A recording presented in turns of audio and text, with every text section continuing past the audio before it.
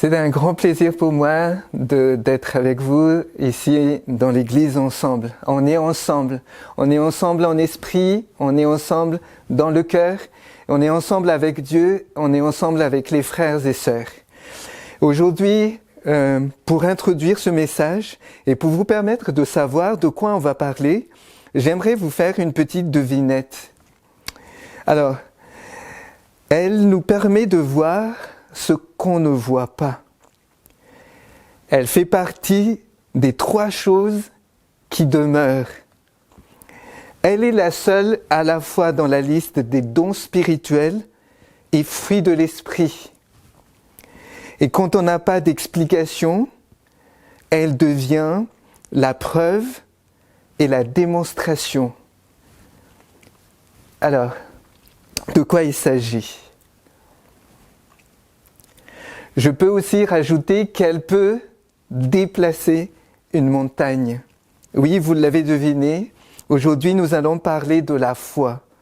Un sujet tellement vaste et important qu'on ne pourra pas tout voir en une seule prédication.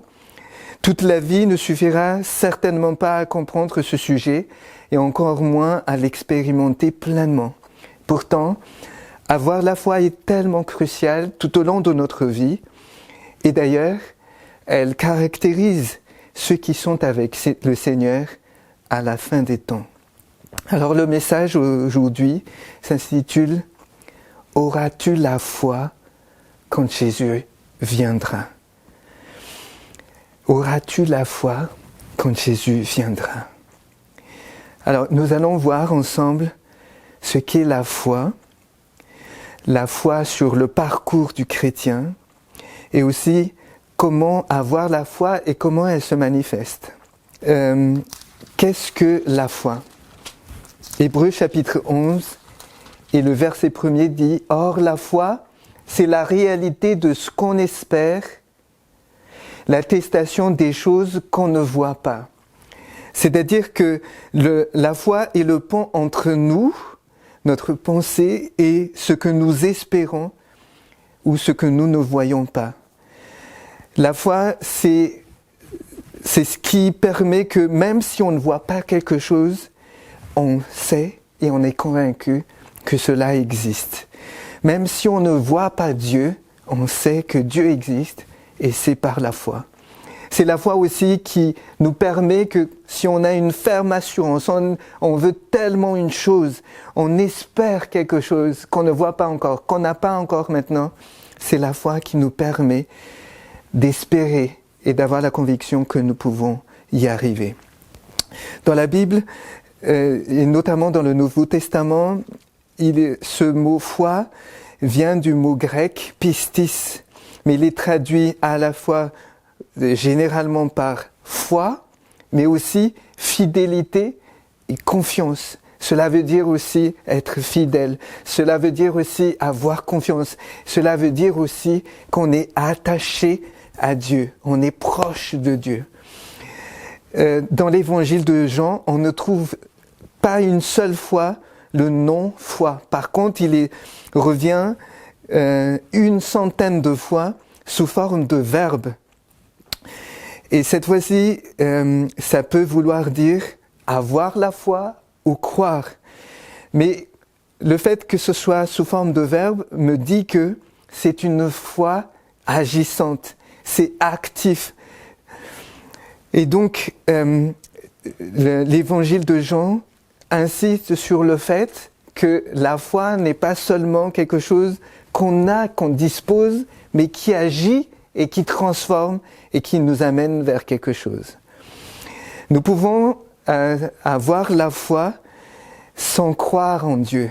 Et je vous choque peut-être, mais dans notre monde d'aujourd'hui, il y a beaucoup de personnes qui ont la foi et qui espèrent quelque chose fermement et qui l'atteignent. Dans le monde de l'entreprise, dans le monde du développement personnel, il y a beaucoup de personnes qui prennent la foi, qui insistent et qui utilisent souvent le mot vision pour dire, en tout cas, avoir la vision ou voir quelque chose qu'on ne voit pas, c'est l'expression de la foi. Mais aujourd'hui, j'aimerais vous parler la foi avec Dieu, la foi en Dieu, et aussi la foi de Dieu, et notamment la foi de Jésus. Vous avez par exemple dans Marc chapitre 11, vous avez « ayez la foi en Dieu ». Moi, on verra tout à l'heure une autre traduction, « ayez la foi de Dieu ». Et vous avez dans Apocalypse chapitre 14, verset 12, un verset que vous connaissez très bien, quelque chose qui caractérise les saints à la fin des temps, c'est la persévérance en gardant les commandements de Dieu et la foi de Jésus. Alors, je disais tout à l'heure que la foi est présente dans le parcours du chrétien. C'est au début du parcours du chrétien, nous trouvons la foi. C'est marqué, la foi sauve. Vous avez entendu, et vous connaissez ces paroles qui disent, celui qui croira, celui qui a la foi, celui qui vit par la foi et qui sera baptisé sera sauvé. Marc chapitre 16, verset 16.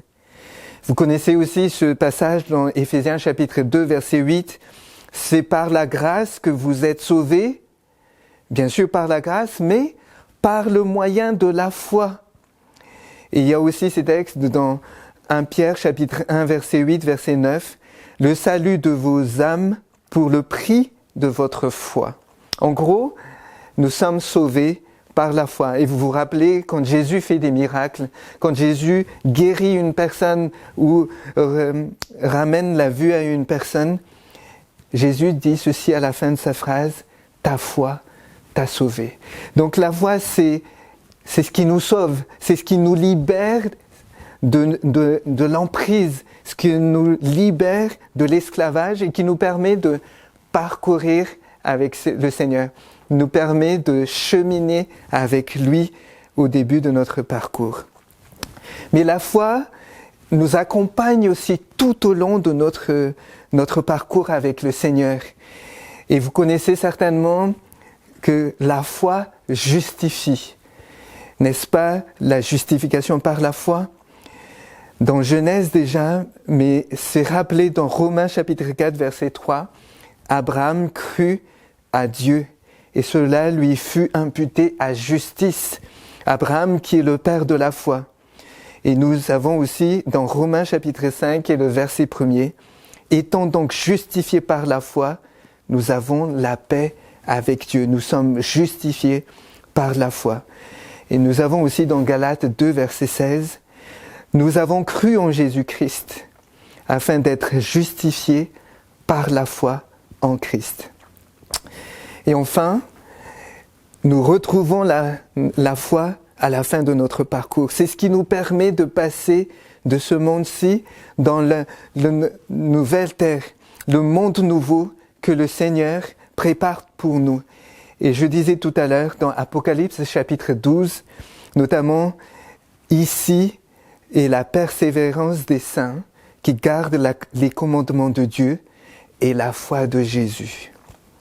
Donc le Seigneur marche avec nous, nous libère, chemine avec nous, nous justifie, mais c'est le Seigneur qui aussi est là jusqu'au bout avec nous. Mais comment avoir cette foi et comment elle se manifeste ? Et là, j'aimerais voir avec vous quelque chose qui nous concerne directement dans notre vie de tous les jours. Comme nous avons vu au début, la foi est un don de l'Esprit. Ça vient de l'Esprit de Dieu. C'est lui qui le donne à chacun. Alors, il y en a qui ont en abondance, d'autres peut-être un petit peu moins.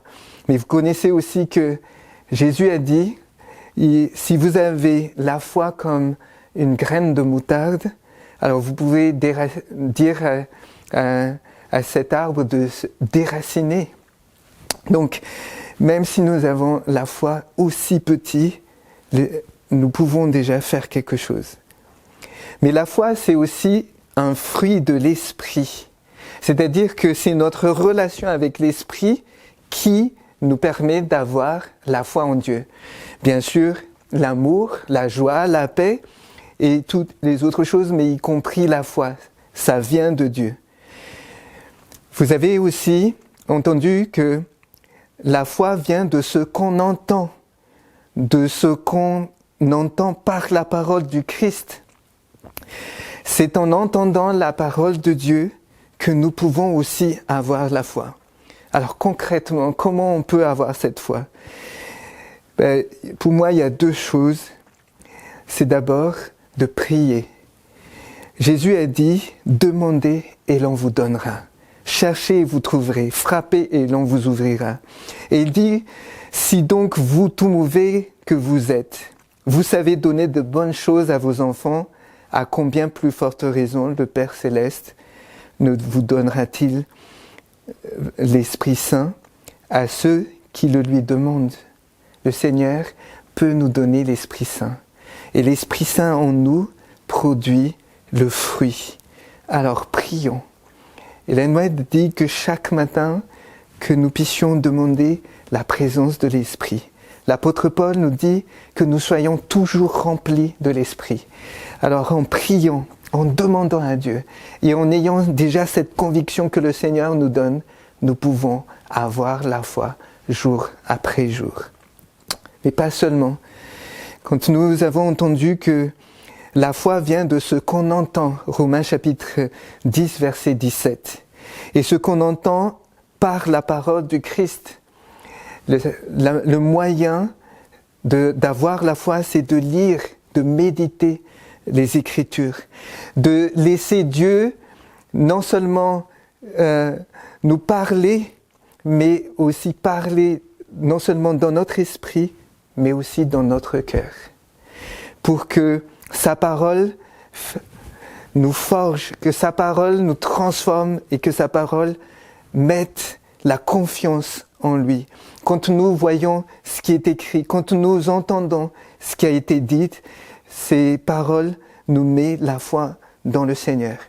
Nous savons dans Jean chapitre 20, le verset 30 et 31 nous dit ceci. Jésus a encore produit devant ses disciples beaucoup d'autres signes qui ne sont pas écrits dans ce livre. Mais ceux-ci sont écrits pour que vous croyiez que Jésus est le Christ, pour que vous croyiez. Les Écritures, la parole de Dieu, ça nous a été transmis, nous donné pour que nous puissions croire que Jésus est le Christ, le Fils de Dieu, et que par cette foi, nous ayons la vie en son nom. Alors, prenons le temps et persévérons, à la fois dans la prière, mais aussi dans la lecture et la méditation de sa parole. Comment elle se manifeste, cette foi ? Parfois, on se dit, est-ce que j'ai la foi ? Je suis malade, j'ai des difficultés, est-ce que j'ai vraiment la foi ? Permettez-moi de vous dire que c'est surtout à ces moments-là que la foi se révèle. C'est face aux obstacles, aux doutes, aux peurs, aux attaques, aux refus, aux attentes interminables, parfois dans le silence de Dieu, parfois dans l'obscurité quand on ne voit plus l'avenir, on ne voit rien, quand on est dans l'incompréhension. C'est dans ces moments-là que Dieu veut que nous puissions révéler notre foi, que notre foi se manifeste. J'aimerais prendre quelques applications pratiques. D'abord, la vision. Je parlais tout à l'heure que nous ne pouvons pas voir, nous ne pouvons pas aller plus loin sans voir ce qui va se passer plus tard. Et c'est la foi, c'est la confiance en Dieu qui nous permet de savoir que Dieu a des projets, que Dieu a un avenir de paix et non de malheur. Et c'est la foi qui nous permet de voir de Dieu quel avenir il a pour nous. Donc la première chose, face à nos peurs, face aux obstacles qui se dressent devant nous, face à cette obscurité, quand on ne voit plus rien, c'est la foi qui nous permet d'avancer malgré tout et d'aller plus loin. La deuxième application, c'est la persévérance. très souvent, nous faisons face au refus. Très souvent, nous demandons et nous n'avons pas de réponse. Parfois, nous attendons et notre patience est mise à rude épreuve. C'est à ces moments que nous avons besoin de foi. Quand nous avons demandé à Dieu pour telle ou telle chose et que pendant des années, nous n'avons toujours pas la réponse, c'est à ces moments-là que le Seigneur nous donne la foi pour que nous puissions persévérer et pour que nous puissions espérer aussi la réponse. Vous savez certainement l'histoire de cette veuve qui se trouve dans Luc chapitre 18. Alors qu'elle se trouve dans une ville avec un juge injuste, elle demande au juge de lui rendre justice face à son adversaire. Et elle ne cesse de lui demander justice. Elle ne cesse de l'interpeller. Et le juge dit à la fin qu'il va lui rendre justice parce que sinon, elle ne va pas cesser de l'importuner. L'exemple de cette veuve est important pour nous. Imaginons qu'on n'a pas d'autre solution que d'être avec Dieu seul. On n'a pas d'autre solution que de demander à Dieu. N'abandonnons pas. Prions.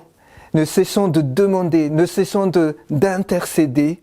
Et même face à le semblant silence de Dieu, même si on n'a pas la réponse tout de suite, ne cessons de demander à Dieu, persévérant jusqu'à la fin.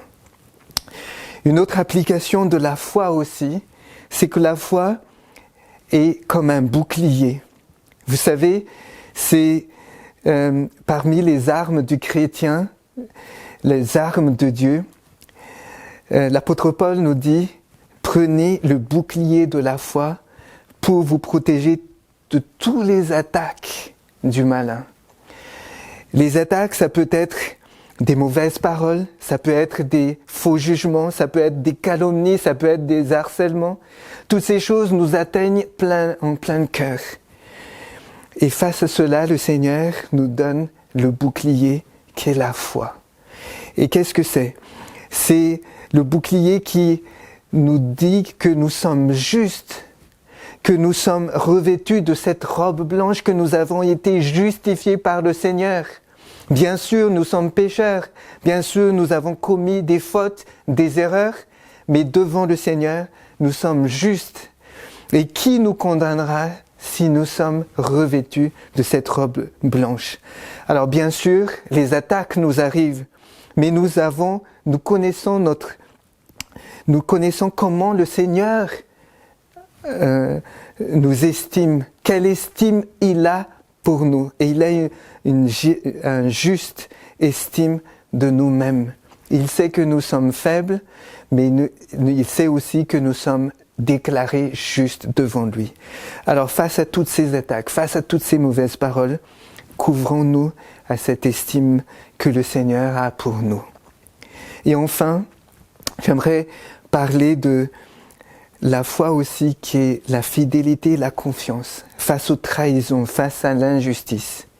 Restons fidèles et gardons la confiance dans le Seigneur. Alors que les autres autour de nous nous abandonnent parfois, nous trahissent, s'éloignent de nous, que nous puissions nous rester fidèles. D'abord rester fidèles à Dieu, mais rester fidèles aussi à notre conviction, rester fidèles à la foi que le Seigneur, rester fidèles à l'engagement que le Seigneur a mis sur nous. Et non seulement que nous puissions bénéficier de cette fidélité de Dieu, mais le Seigneur transformera aussi notre avenir.